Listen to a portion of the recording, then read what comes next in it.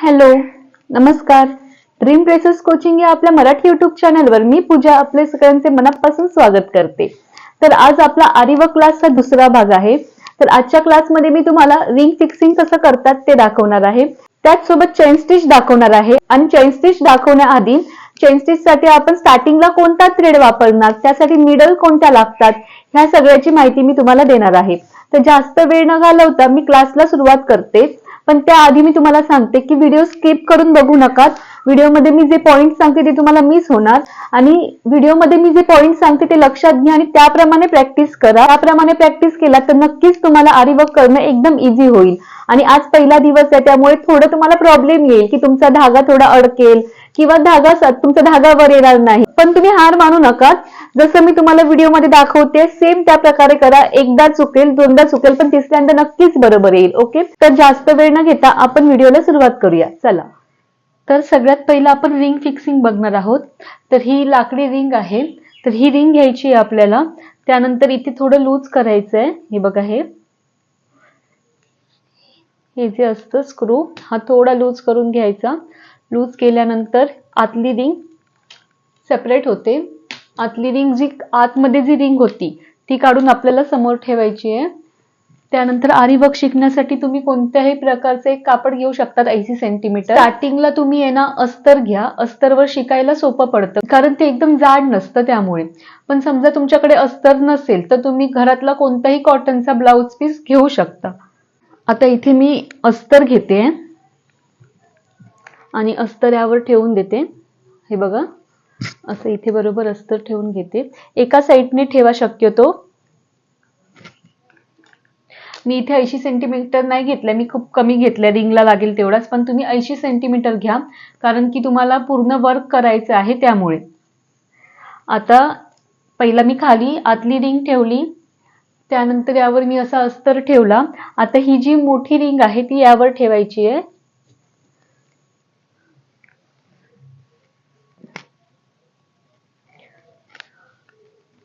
मोठी रिंग ठेवून झाल्यानंतर हा स्क्रू जो आपण लूज केलेला तो पुन्हा टाईट करून घ्यायचा. हलकासा टाईट करायचा, एकदम टाईट नाही करायचंय. आता हलकासा टाईट करून चारही बाजूंनी असं, हे बघा मी जसं पकडते ना बोटात तसं कापड पकडायचं आणि चारही बाजूंनी म्हणजे रिंगच्या सर्व बाजूंनी कापड असं व्यवस्थित खेचून घ्यायचं, असं ताणून घ्यायचं. एकदम घट्ट असं ताणून बसलं पाहिजे कापड रिंगला.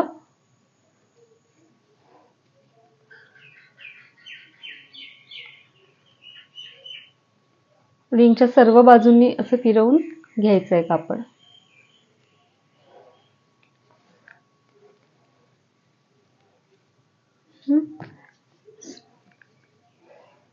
इथे तुम्ही बघू शकतात या पद्धतीने कापड ताणून बसलं पाहिजे. आता कापड ताणून झाल्यानंतर हा एकदम फिट करून घ्यायचा आहे, म्हणजे आपलं कापड लूज पडणार नाही.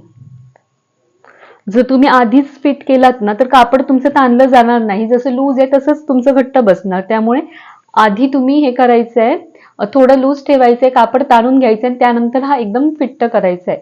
ओके, तर अशा प्रकारे आपलं रिंग फिक्सिंग झालेलं आहे. जर यात तुम्हाला काही डाऊट असेल तर तुम्ही मला कमेंट करून विचारू शकता. ओके, तर आता आपण पुढे जाऊया. तर आता आपण सुरुवात करूया आरी वर्क साठी.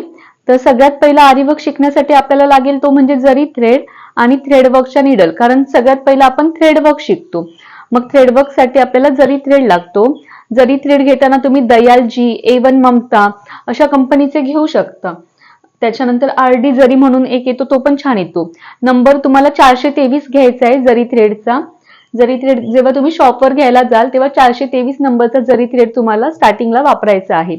त्यानंतर थ्रेड वर्क साठी निडल्स लागतात, त्या सांगते. ही एक अशी निडल असते, त्याला हे टोक जे असतं ते जाड असतं. ही निडल तुम्ही बघू शकता, ही थोडी गंजली आहे कारण वापरात नाहीये सध्या. त्यानंतर ह्याचं टोक थोडं जाड असतं. ही निडल थ्रेडवर्कला वापरली जाते. त्यानंतर जर तुम्ही ट्युलिप मध्ये निडल घ्यायला गेलात तर थ्रेडवर्क साठी 14.5 नंबरची निडल यूज करतात. ओके, जर ट्युलिप मध्ये घ्यायला गेलात तर 14.5 नंबर. आणि समजा तुम्ही लोखंडी सुया अशा मिळतात त्या घ्यायला गेलात तर थोडंसं टोक जाड असणारी सुई घ्यायची. ही थ्रेडवर्कसाठी वापरली जाते.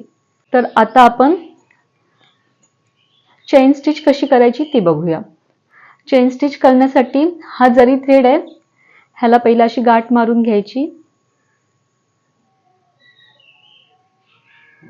थ्रेडला गाठ मारून घेतली की एक्स्ट्राचा जो काही दोरा आहे तो कट करून टाकायचा. खाली कोणताही दोरा आपल्याला नकोय, कारण तुम्ही नवीन शिकतायत. हाच दोरा तुम्ही रिटर्न काढू शकतात, त्यामुळे एक्स्ट्राचा दोरा कट करून टाकायचा आपल्याला गाठ मारून झाल्यानंतर. आता सगळ्यात पहिला मी तुम्हाला वरती दाखवते.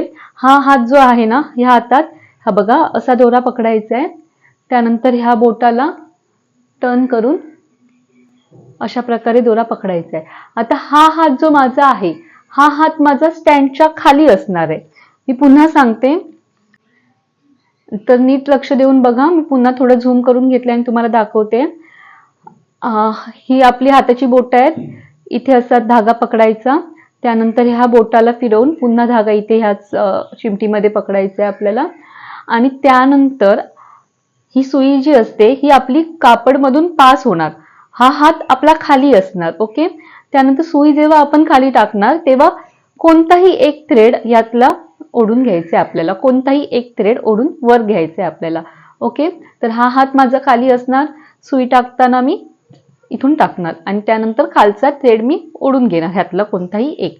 तर आता सुई टाकताना पण बघा, जेव्हा आपल्याला इथून इथे वर्क करायचं आहे तेव्हा सुईचं टोक आपलं इथून इथे जाणार, त्यामुळे सुईचं टोक या साईडला असणार. समजा मला इथून पुढे जायचंय तर सुईचं टोक माझं पुढे असणार आणि सुई टाकताना मी टाकणार समोर, उचलताना उचलणार मागे. समजा मी इथून इथे जाते आहे तर सुई टाकताना मी टाकणार या साईडने आणि उचलताना उचलणार मागे. हे लक्षात घ्यायचंय. तर सगळ्यात पहिला मी इथे हा लूप तयार करून घेते. हा दोरा आहे, हा मी रिंगच्या खाली ठेवणार. हा हात माझा रिंगच्या खाली असणार.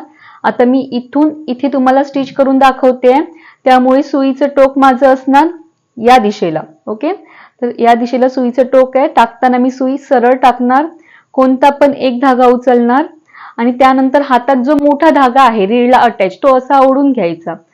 तो ओढून घेतल्यानंतर एक लूप तयार होईल आपला. ओके. तुम्हाला जेवढा हवा आहे तेवढा लूप तयार करायचा, एकदमही मोठा नको, एवढा इनफ आहे. त्यानंतर पुढे पुन्हा सुई टाकायची. आता हा हातातला धागा आहे तो सुई भोवती फिरवायचा.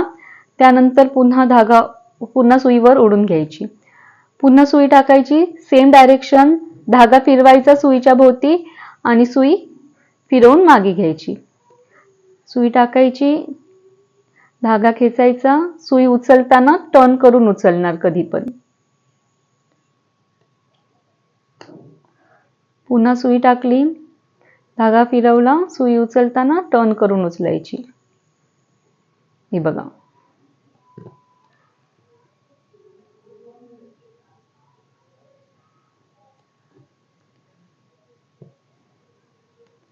स्टार्टिंगला अशा मोठ्या मोठ्या स्टिचेस घ्या, तुम्ही नवीन शिकताय म्हणून.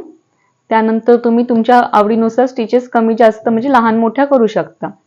ओके. आता तुम्हाला प्रॅक्टिस करायची आहे.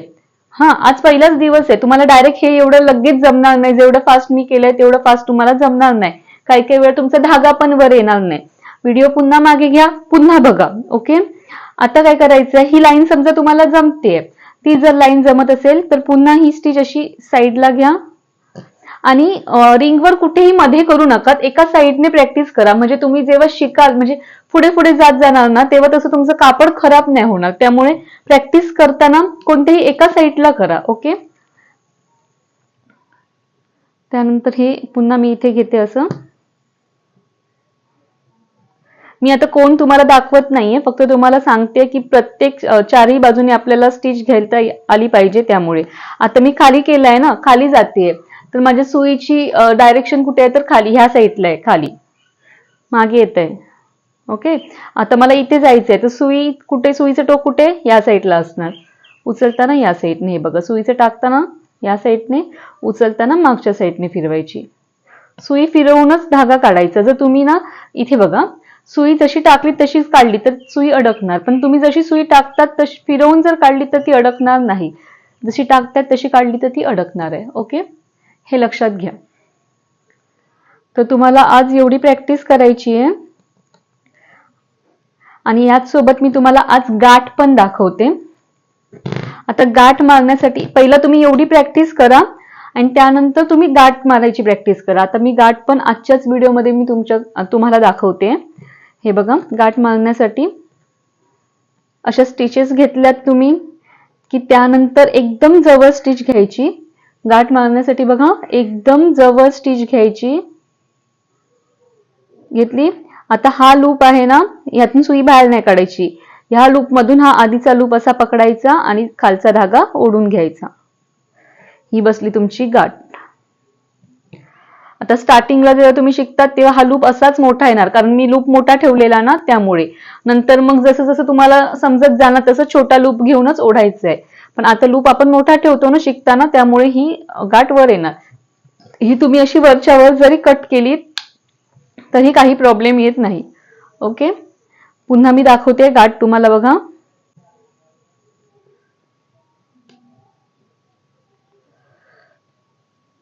गाठ जर जमत नसेल ना तर अशा 2-3 चेन स्टिच घाला आणि त्यानंतर गाठची प्रॅक्टिस करा. हे बघा, एकदम जवळ एक स्टिच घ्यायचा, एकदम जवळ, आणि ह्या लूप मधून हा आधीचा लूप असा ओढून घ्यायचा.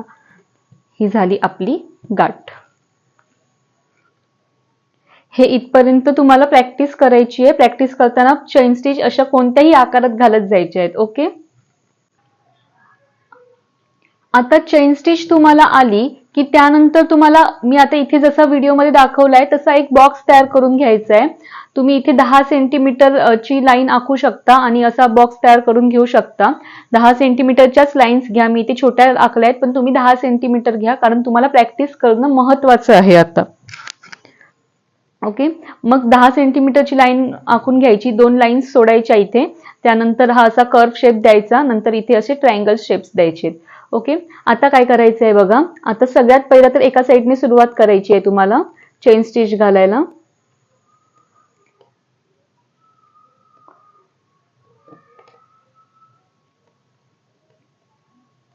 पहिला चेन स्टिचची व्यवस्थित प्रॅक्टिस करा आणि त्यानंतरच जे मी दाखवते ते तुम्ही करायचे.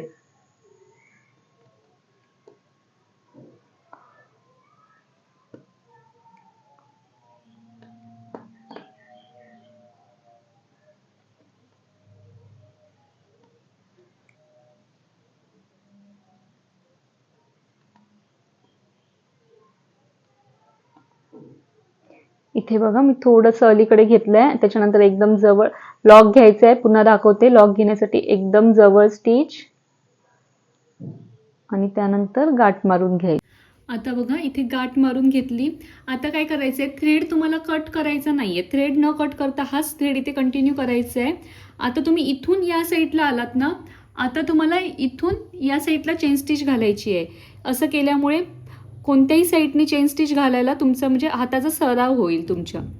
त्यामुळे एकदा या साईडने घालायची आहे, एकदा या साईडने घालायची आहे.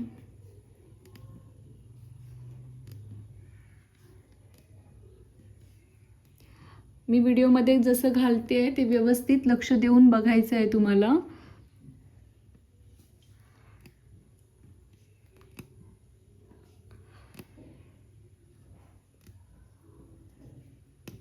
पुन्हा इथे आलात की पुन्हा गाठ घालून घ्यायची.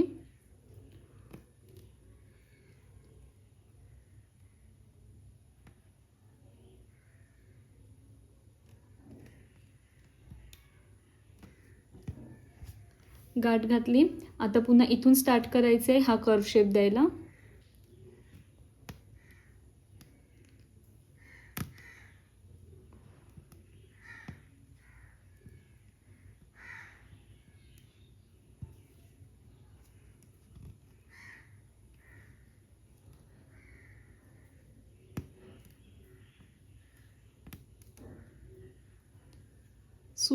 सुईची आहे ना, कुठेही ओढाताण नाही झाली पाहिजे. एकदम अलगद सुई खालीवर व्हायला पाहिजे.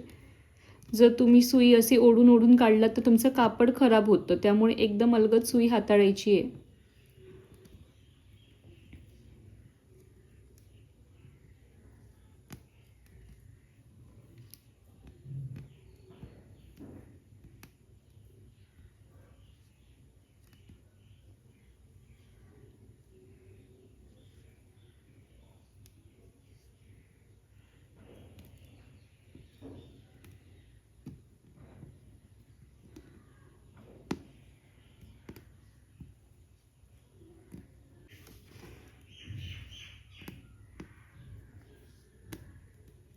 त्यानंतर इथे आल्यानंतर पुन्हा गाठ घालून घ्यायची आहे.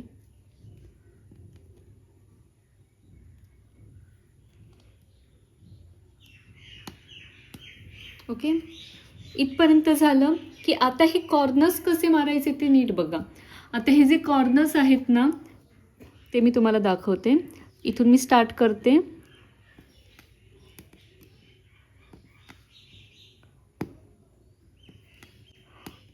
आता इथे कोणावर जेव्हा आपण येतो ना तेव्हा इथे एक छोटासा स्टिच घ्यायचा आहे आणि ज्या दिशेने आपण जातोय त्या दिशेने हा स्टिच असा ओढून घ्यायचा. त्यानंतर टर्न करायचा पुन्हा इथे. आता टर्न केल्यानंतर पुन्हा स्टिच खाली घ्यायचा आणि स्टार्ट करायचा. आलाय ना कोण व्यवस्थित? तर पुन्हा हा बघा इथे एकदम छोटा स्टिच घ्यायचा, ज्या दिशेने जातोय त्या दिशेने ओढून घ्यायचा आणि पुन्हा विरुद्ध दिशेने स्टार्ट करायचं.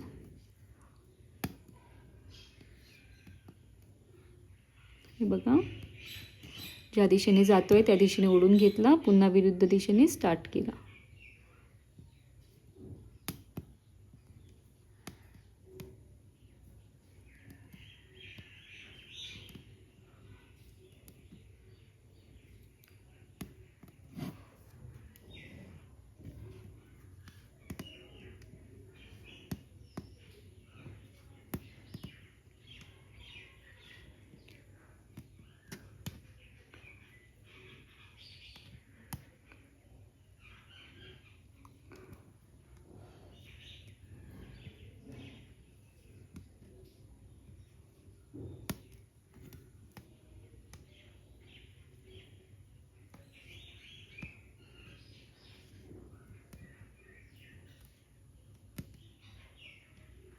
एकदम बारीक स्टिच घ्यायचा, ओढायचा आणि नंतर पुन्हा विरुद्ध दिशेने यायचं. एवढं इझी आहे. आपण त्रिकोण चौकोन वगैरे करतो ना, मग ते कोणाच्या वेळी हीच मेथड यूज करायची आहे आपल्याला.